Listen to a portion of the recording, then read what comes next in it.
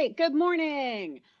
Welcome to this week's edition of What's Going On with Outgrow Your Garage. This week, we are talking to Frances Padilla of the Small Business Administration. And I'm pretty excited about this because the Small Business Administration and its state division offices, the Small Business Development Center, were pretty instrumental in a lot of the resources that I had as an early business owner. There's something that I direct people to a lot when they're looking for small business resources and looking for support in their communities. Outgrow Your Garage does a ton of work in rural communities, which really have to look for dispersed resources in a lot of cases, and the small business development centers can really help with some of those issues. So I'm pretty excited because the work that Outgrow Your Garage does in communities overlaps really hard with a lot of the work that the Small Business Development Center and the SBA do. So Frances, I am delighted to have you. Give us a little introduction to you and what your job with the SBA is. Well, good morning, and thank you very much for having me on today. I'm glad you're excited. I talk to myself all the time, but I really rather that our message get out to everyone else in Colorado. So thank you for doing this. I am Frances Padilla, so I'm the district director of the SBA Colorado District Office, which means we serve the entire state of Colorado. And as you mentioned, we do work with a lot of resource partners throughout the state, not only the small business development centers, but we also have a women's business center here in Colorado at Mikasa Resource Center.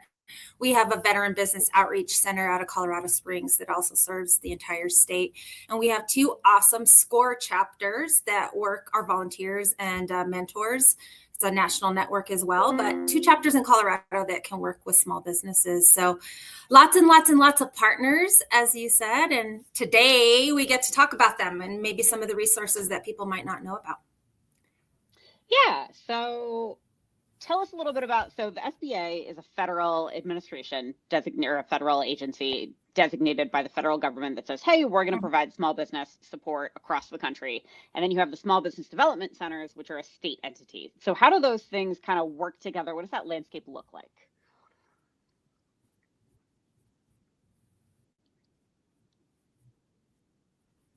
Yeah, correct. We are a federal agency, and I will say, toot our own horn, we're the only federal agency whose primary mission it is to help small businesses in whatever stage you're in, whether that's starting, grow, expanding, and even in times of, unfortunately, disaster, to recover.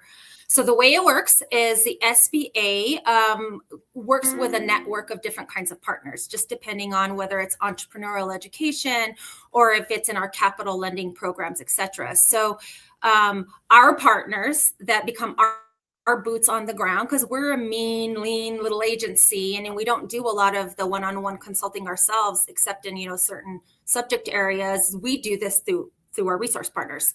Our official funded resource partners in Colorado are those that I mentioned: the Small Business Development Centers, our SCORE chapters, our Women's Business Center, and our Veteran Business Outreach Center. Each one of those networks is hosted by some kind of entity. So in Colorado, the SBDC network is actually hosted by the State Office of Economic Development and International Trade. So I guess you can say, in a sense, that we co-parent the SBDC. So Governor Polis and I co-parent the SBDC network here in Colorado. So they're a host, and they have a lead center out of OEDIT. Then OEDIT goes and forms relationships in the local area. So we have 14 satellite or district centers or regional centers, SBDCs we call them, and they're hosted by local or regional partners. So it could be a chamber of commerce, it could be higher ed institution, it could be a local government. And then they're really the boots on the ground, and they work one-on-one doing consulting, mentoring, training for the local businesses that they serve in their area. Yeah, and so the Veterans Resource Center and the Women's Resource Center are fairly self-explanatory in terms of the demographics that they serve. What is the SCORE program, and how does that work? So SCORE is really a national network. It's really kind of mentors without walls. So normally these are folks who have either owned businesses, run businesses, worked for big corporations, small corporations that want to give back to the community in terms of being certified mentors or consultants. So very similar to our other partners. And so you can call a SCORE chapter, and you can go to a training at a SCORE chapter. They might have something on, an accounting program that you're interested in. They may be offering a small business summit, very similar to our other partners. The kind of unique nature of being a SCORE mentor is they're all volunteer. And if you call, let's say, Denver SCORE, Southern Colorado SCORE, and you're in an industry where they might not have a mentor that has that subject matter expertise, they can reach back through their national platform and find somebody in Michigan that might be, really specifically working with makers and manufacturers. And you can have that relationship with a mentor without walls. And if it's your thing to do it at 3 a.m. and have, that mentor go back and forth with you, you can do that. So that's what's kind of cool about SCORE. But all of our partners, I love, as a co-parent, I love them all equally, Jessie. Perfect. And so one of the things that I really appreciate about things that we can manage kind of at the federal level versus the state level is the state does a lot of that general business prep and general business support and one-on-one mentorship. And then the federal level, my understanding is that you handle a little bit more of that like loan side, capital side, connecting with bigger sources of funding. And so can you tell us a little bit about SBA loans, which are, for anybody who doesn't know, SBA loans are a very, very cool source of capital. You can take out a loan and help your business grow. And SBA loans can be a really great bridge loan kind of between if you don't qualify for a traditional bank or they might have lower interest rates. There's some interesting stuff that happens with SBA loans. Yeah, we really do have like 31 flavors of different kinds of SBA loans. So it really depends on, as an entrepreneur, a founder, even if you're just kind of dipping your toes into entrepreneurship and trying to test out what that would look like and what would it take you in terms of capital. There's probably a source either within SBA or within some of our partners. So if you're an innovator or a disruptor and you're looking for non-dilutive capital, the SBA sort of manages all of the SBIR, STTR programs. So that's innovation research or tech transfer programs that federal agencies set aside their research and development budgets for. So we can maybe help connect you and prep you for responding to some kind of opportunity or like an innovative solution that the federal government or some agency might need. The whole point is to try to move you towards commercialization of whatever innovation that is. So that's the non-dilutive capital side. If you're looking for equity and investment on that side, we also run a guarantee program that's similar to basically putting an insurance policy for different investor funds and groups. So they can offer both equity and debt, a combination of both, or just equity. And the program is called SBIC, so Small Business Investment Corporations. So those are available through SBA and through our national network of lenders. And then we have the traditional lending programs. So if you're just kind of nascent and you're starting out, you're saying, look, I just want this level. Maybe my, credit box for a commercial loan isn't perfect. You can look at maybe one of our, what we call mission-based lenders or community lenders. So like other agencies, we capitalize some of our mission or community-based lenders to set up revolving loan funds, which then they lend out to small businesses. And these are more microloan levels. So anywhere from like sometimes $500 to $50,000. But if you need more than that, they always have capital stack. In this world here, and the good thing about Colorado is like we leverage everything. All of us leverage each other. So, you need more than $50,000. It doesn't just have to come from SBA microloans. It could be, some kind of stack through our mission-based lenders. And then finally, like if you're ready to, all things that you need for your small business to start, grow, expand. So if you need working capital, if you want to buy equipment, if you want real estate, then we have our two flagship programs. So there's the 7A guaranteed program and then the 504 program. In essence, what these are it is, again, like an insurance policy. So we don't direct lend from the SBA except in times of disaster. We go through commercial lenders, and then it's a triangle relationship. So you apply to the lender said, maybe we're not perfect in that credit box, and we need a little bit of warm fuzzy with the full faith of the federal government behind us to say yes to your loan. So you'll apply together for an SBA guarantee. And then heaven forbid something should happen with the business. Basically, there's a risk mitigation. It's a risk mitigation tool. So that's, different flavors, like I said, different uses of funds. If you need a revolving loan fund, or if you need working capital, if you need long-term for equipment or land or real estate, different flavors. Yeah. one of these days I'm going to have one of these what's going on with specifically about revolving loan funds, because I just think they're such a cool tool for communities to use to be able to redistribute money into community, keep it within the community, support those local businesses, especially things like Main Street businesses. That's a separate topic. And so one of the things I know you're really excited about right now is that National Small Business Week is coming up in a couple of weeks. Yes. And there's a lot of things going on with that week. But let's start with, why do we need a National Small Business Week? What's it for? So since about 1964, we've been recognizing National Small Business Week, and now it is typically the first week of May every single year, so you can count on that, put it on your calendar. But in essence, it really gives us an opportunity or a focused week to be able to recognize the hard work, the ingenuity, the dedication of our America's small businesses and what they contribute, not only to their own community and their own families, but just that whole economic driver effect, job creations, and giving back to the community. And we want to recognize and reward them. But also at the same time, it has become a platform for a lot of the different technical assistance providers.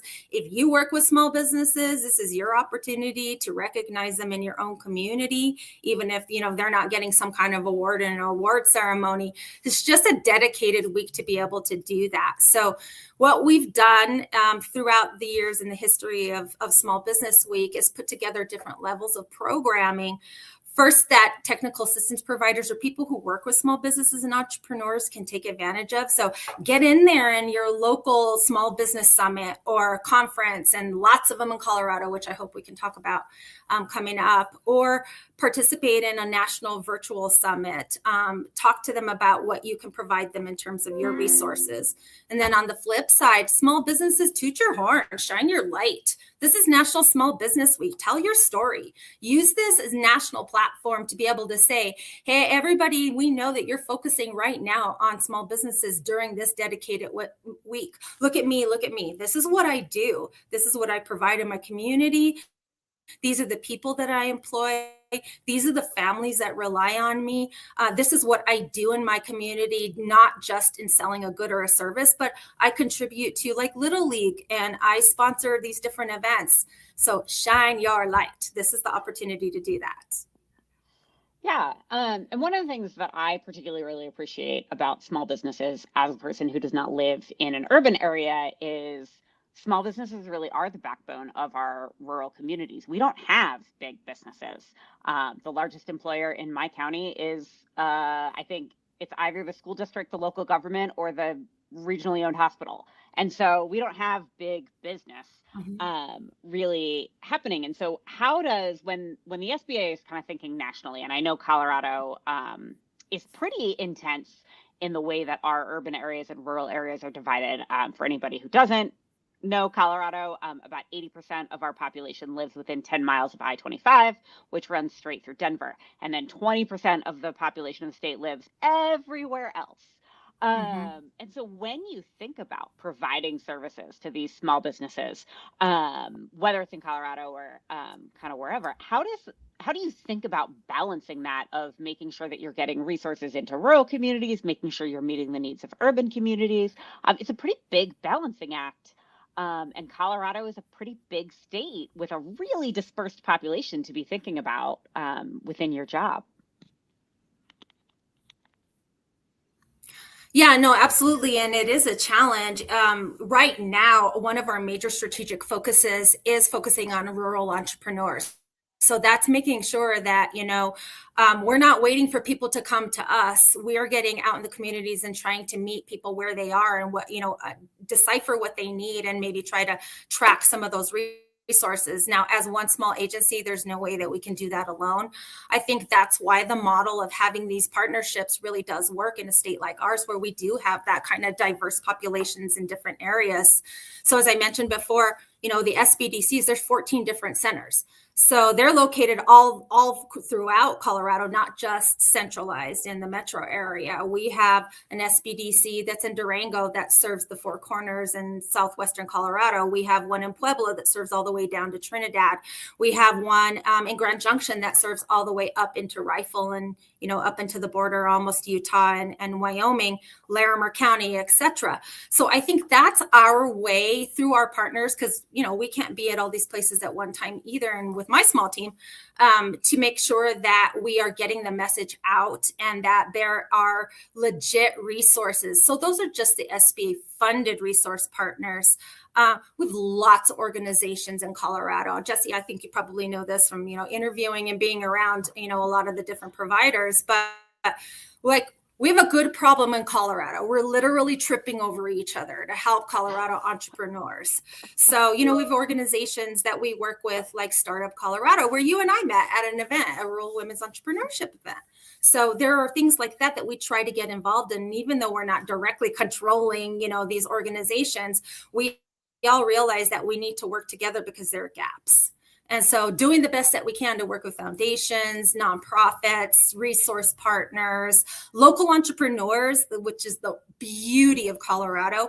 It's not just like coming from this organized, 501c3 perspective. It's entrepreneurs who look around and say, hey, I really want to see growth in our community, or I want to help you because I see that you're starting. So it kind of organically starts with entrepreneurs helping entrepreneurs. Love it. Love it. Yeah. And some of those local outreach events can be really, really fun. I'm speaking at the Small Business Summit, 2 Small Business Summits next week that the Eastern Colorado SBDC is putting on for Fort Morgan and Lamar, which are both pretty small towns.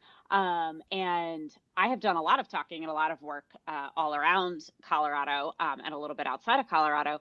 And I've never been to Lamar. I have driven through it on the highway, but I have never actually been there. And I've done work in Fort Morgan before, and I know people there. But I'm really excited to go to speak and learn a little bit more about what's going on in a town that most people are like, oh yeah, that's that town that you see a sign for on the highway sometimes. And so I think that it just speaks to the dedication of those regional offices to say, we are not always going to make somebody drive to whatever the biggest city in our region is. Because for me, that trip for me is I'm going to drive from my house in Western Colorado all the way out to Fort Morgan, which is about 5 hours. And then I'm going to drive 3 hours south to Lamar. And then I'm going to drive 4 hours back home, making myself, a good little 1,000-mile road trip in 3 days. But I think that matters that the SBA and the SBDCs are really willing to pull together and pull those resources in to say there might not be a local expert on this topic. So we're going to find one from this big network and we're going to bring them to that town, and we're going to do it in person. And I think that really speaks to the dedication of the SBDC staff to say, we want everybody to have access to these resources. And it's not fair to always say, oh, you live far from a major city, so you can only do things virtually. You can't bring things to every single small town, but you can bring them to more. And I think it really, I always appreciate that about the SBDC's dedication, is to go to wherever they can have an event. I think it's a hard lesson that we kind of learned in the pandemic as well. And that, yeah, sure, we can set up, temporary virtual things, but there is so much to be said about in person, like true organic interaction, networking, sharing of resources, coming into a community and giving them the opportunity to have people come and visit their community for, an event or whatever it is. And to your point, not having to drive all over the state of Colorado to find a resource. So if we were all operating in vacuums before, I hope that we learned this hard lesson during the pandemic and figured out that we really needed to be connected, and do things together as much as we could. Yeah. So I know that those 2 events are happening in Colorado. What other events are coming up for the SBDC around the state that you want to highlight? I have a lot of different events.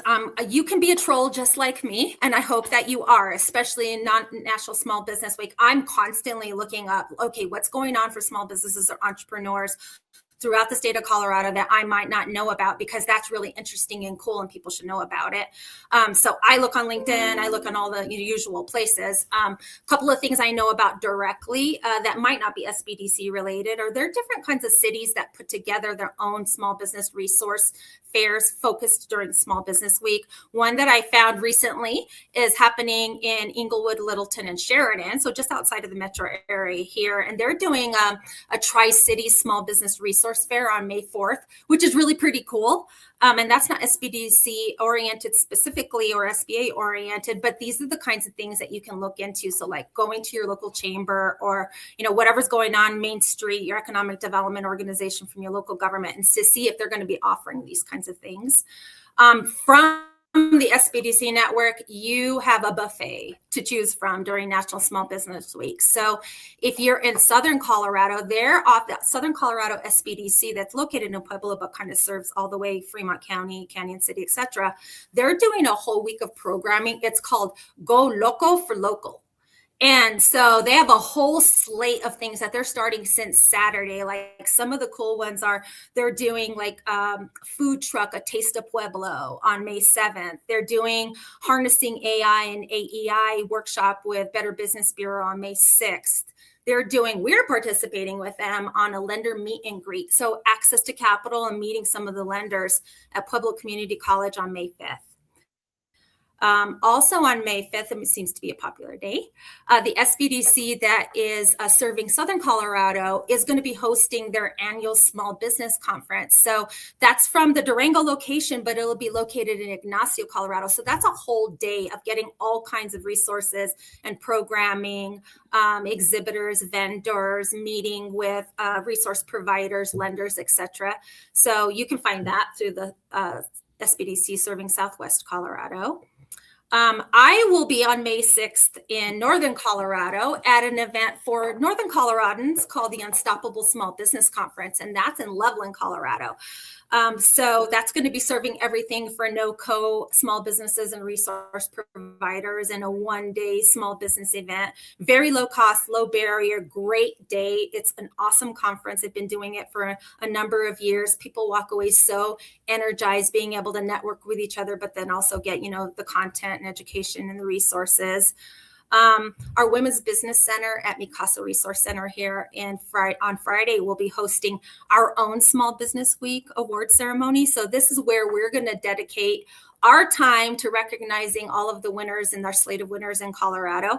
So I'm going to be putting out a press release this week, Jesse. I don't want to steal the thunder of all of our winners, but we have winners in categories from all over Colorado, not just the metro area. And then, some of our lender providers are also offering different kinds of incentives and programming during Small Business Week. So for instance, Bayside Capital, they hold special sessions and trainings under a program they call Bayside University. And during Small Business Week, they're going to be doing a webinar or an event called Ready, Set, Pitch.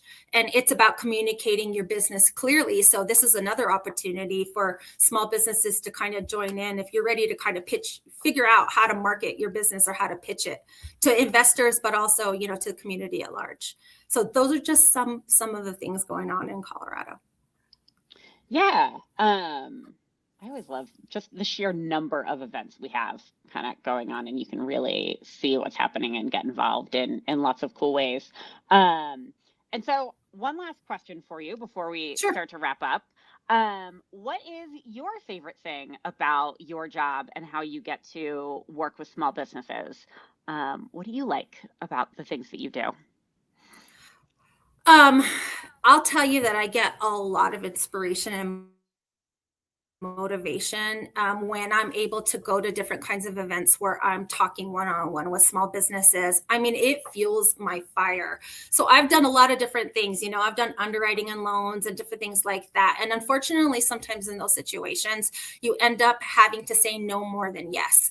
So when I came to the SBA, it really was about finding something in public service that allowed me to get to the yes instead of saying no. So it's yes, we have resources, or maybe if you do these things, like finding a positive path forward. So that's what really kind of fuels it.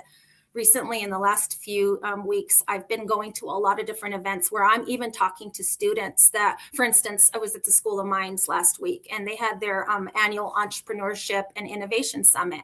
And the whole mindset sometimes of higher education, at least in Colorado, is let's not just talk about, how to do what you're going to do, being an engineer or whatever it is. Let's also start building your entrepreneurial mindset while you're in university. So I got an opportunity to see all of these pitches and projects with people that are exponentially smarter than I am. And I get to talk to them about, okay, but how do you turn this into a business? So, even if it's a social enterprise and that's what you want to do with this, if you want to give back to the community, or if you want to be a for-profit business, how do you monetize that big, huge brain of yours and that innovation and that, whatever it is, that solution that you're coming up with? So these are our next generation of entrepreneurs, Jesse. Like, that is amazing to me. And it just gave me so much hope. And it just gave me so much, joy to see that they're really pursuing this, not just their subject matter expertise, but really delving into entrepreneurship.